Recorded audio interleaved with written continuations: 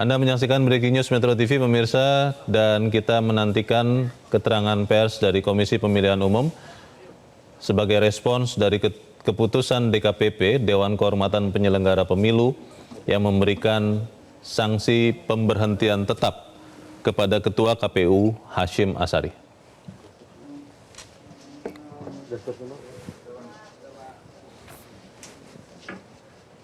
Assalamualaikum warahmatullahi wabarakatuh. Selamat sore dan salam sejahtera. Jurnalis yang saya hormati, pada hari ini, hari Rabu, tanggal 34, sebagaimana yang sama-sama teman-teman jurnalis ketahui bahwa DKPP telah membacakan putusan perkara di mana saya jadi teradu, dan sebagaimana substansi dari putusan tersebut teman-teman sudah. Pada kesempatan ini saya ingin mengucapkan alhamdulillah dan saya mengucapkan terima kasih kepada DKPP yang telah membebaskan saya dari tugas-tugas berat sebagai anggota KPU yang menyelenggarakan pemilu. Pada teman-teman berhubungan dengan ada kata-kata atau tindakan saya yang kurang berkenan, saya mohon maaf. Saya kira itu yang kali ini. Terima kasih. Assalamualaikum warahmatullahi wabarakatuh. Pak, menerima Pak.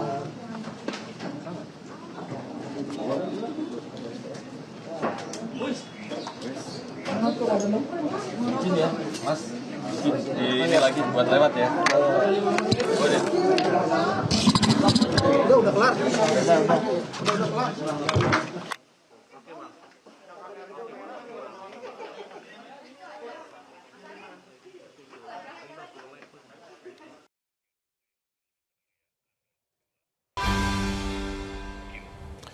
Pemirsa, Dewan Kehormatan Penyelenggara Pemilu atau DKPP memutuskan menjatuhkan sanksi pemberhentian tetap kepada Ketua Komisi Pemilihan Umum Republik Indonesia Hasyim Asyari.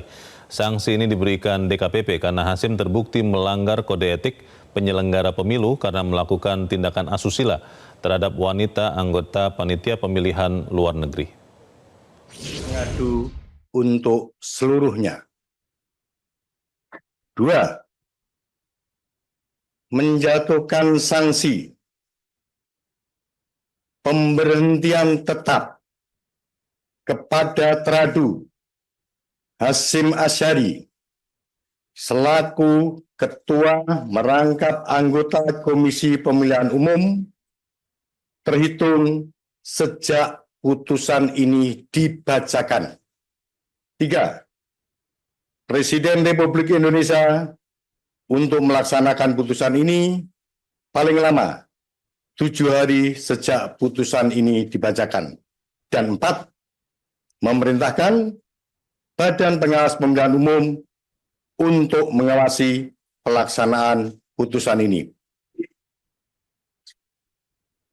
Demikian diputuskan dalam rapat pleno oleh 6 anggota Dewan Kehormatan Penyelenggara Pemilu. Terima kasih Anda masih bersama kami, pemirsa, dan kita saat ini masih berhubungan tersambung dengan mantan Komisioner KPU I Gusti Putu Arta. Pak Putu masih bersama kami ya Pak? Ya Mas. Siap. Pak Putu, pertanyaan saya karena ini beberapa orang sudah mulai bertanya-tanya juga. Kenapa DKPP kemudian baru menjatuhkan pemberhentian tetap pada kasus yang terakhir?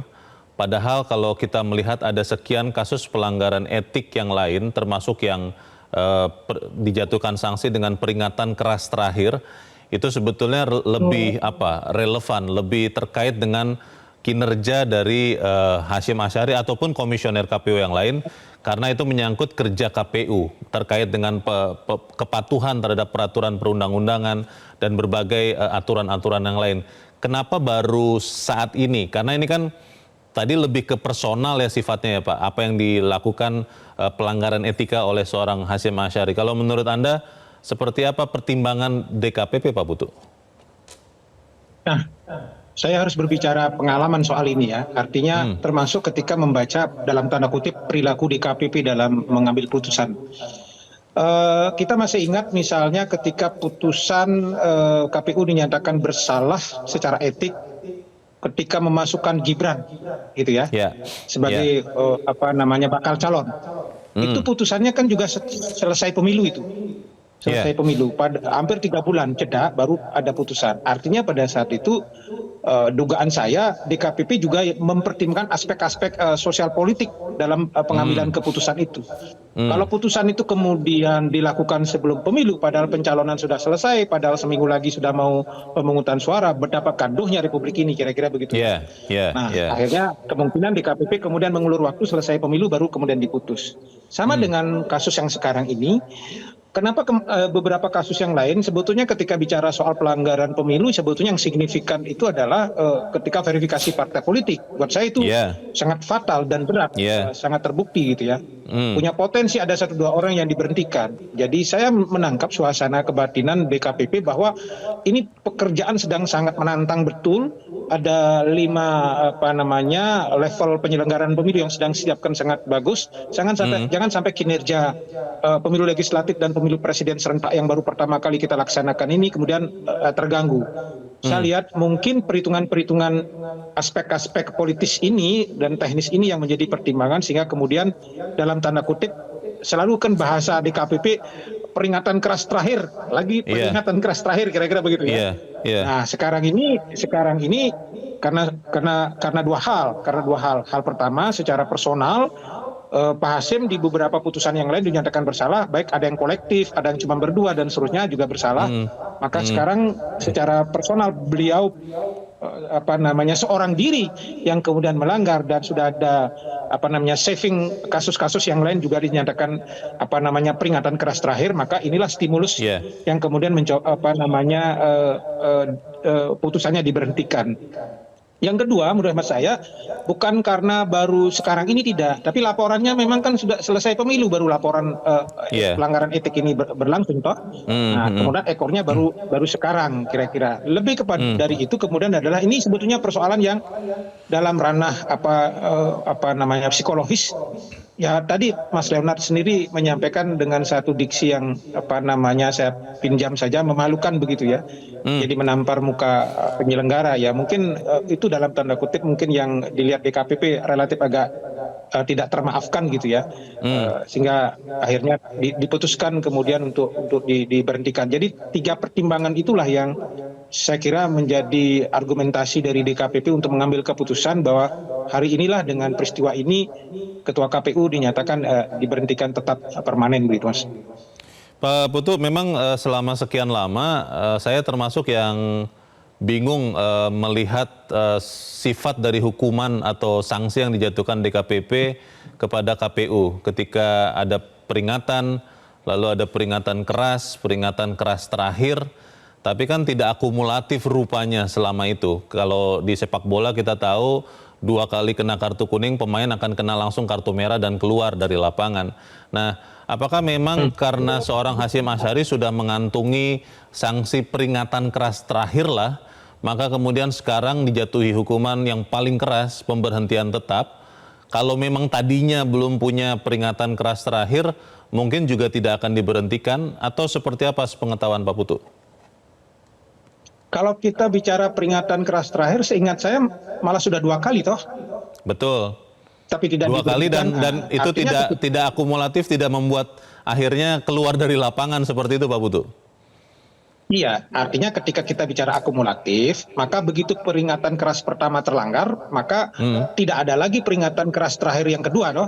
Harusnya kan langsung diberhentikan. Nah, logikanya, tapi kan tidak diberhentikan. Maka itu tadi jawaban saya. Ada pertimbangan-pertimbangan teknis dan politis yang menjadi perhatian DKPP. Kalau itu dieksekusi, pertanyaannya kedalaman masalahnya seperti kedalaman pelanggarannya seperti apa sehingga dia harus diberhentikan. Oh, tidak cukup. Yang kedua, ada pertimbangan bagaimana kinerja penyelenggaraan pemilu tidak terganggu karena tahapan sedang berjalan sangat sangat intens dan butuh ketua KPU yang firm untuk mengendalikan organisasi. Nah, hari ini tiga prasyarat itu kan terbantahkan semua, dalam arti ini peringatan keras terakhir sudah diberikan setidak-tidaknya 2 kali, maka sekarang sudah cukup untuk pemberhentian. Poin yang kedua, lapangan politiknya juga dan teknisnya juga relatif agak lengang karena pemilu yang menjadi ranah KPU pusat, pemilu legislatif dan presiden sudah selesai, dan sekarang tinggal pemilu kada yang menjadi ranah provinsi, sehingga tidak ada masalah berkaitan dengan kinerja kalau diberhentikan. Poin yang ketiga adalah problemnya juga sebetulnya sangat personal, dan dalam tanda kutip sebetulnya nggak level lah gitulah untuk kemudian dibahas dalam forum di ruang publik semacam ini begitu, sehingga karena derajat kesalahan itulah kemudian saya kira DKPP memberhentikan beliau. Sekali lagi kita berempati sesama penyelenggara. Saya sebetulnya tidak happy beliau diberhentikan dengan isu semacam ini, tapi apa boleh buat begitu. Baik. Kita akan melihat informasi ini dulu Pak Putu dan pemirsa. Pada 5 Februari 2024 yang lalu, Ketua Komisi Pemilihan Umum Hasyim Asyari dinyatakan melanggar kode etik karena menerima pendaftaran Gibran Rakabuming Raka sebagai calon wakil presiden di Pilpres 2024. Dewan Kehormatan Penyelenggara Pemilu atau DKPP memberikan sanksi peringatan keras terakhir kepada Ketua KPU Hasyim Asyari. Sanksi itu diberikan karena KPU menerima pendaftaran Gibran Rakabuming Raka menjadi calon wakil presiden di Pilpres 2024.